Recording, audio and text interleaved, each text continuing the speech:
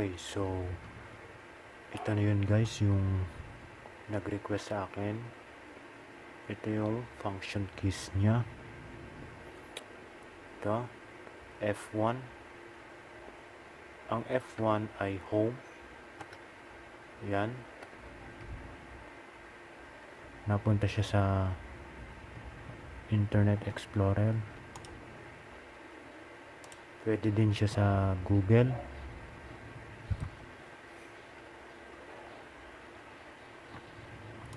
So, halimbawa tayo ay pumunta sa YouTube. And then, F1. Tapos, F1. Yan siya.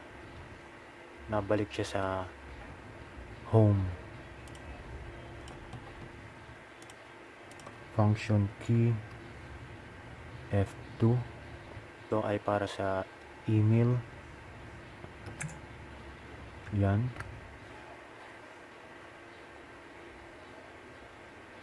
Yan, para sa office.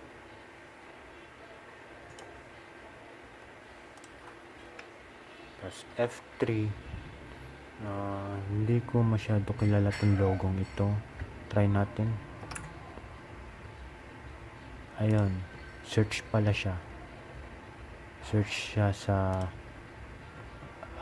Windows Explorer. Sa File Manager.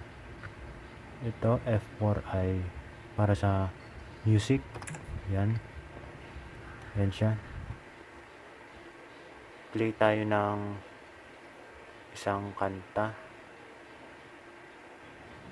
Ito.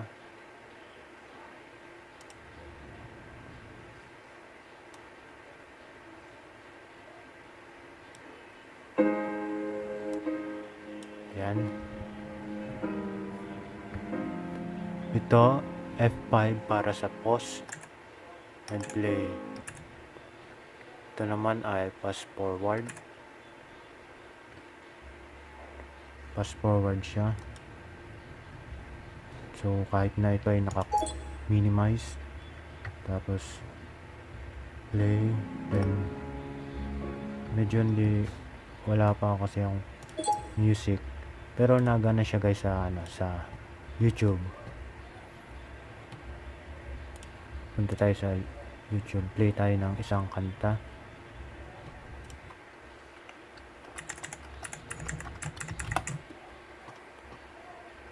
Ito.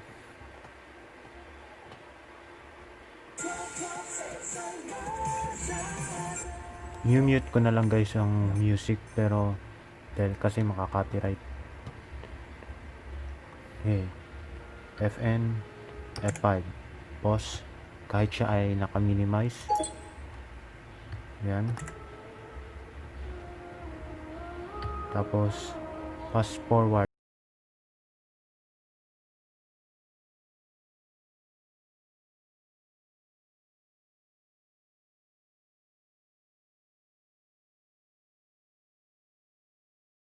Guys, nagana siya sa music player. Itong dalawang ito, fast forward and reverse. Ito naman ay para sa volume buttons nyo. Ito.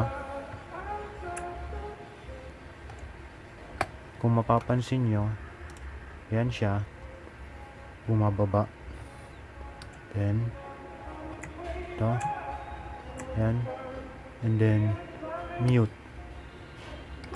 Yan. Yan.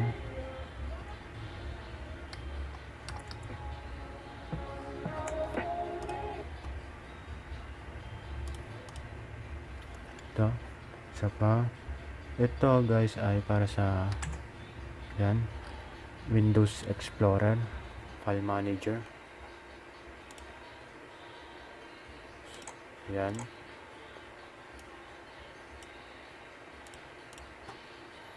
Para sa File Explorer ito. At ito pinakamahalaga, Calculator. Calculator. Yan.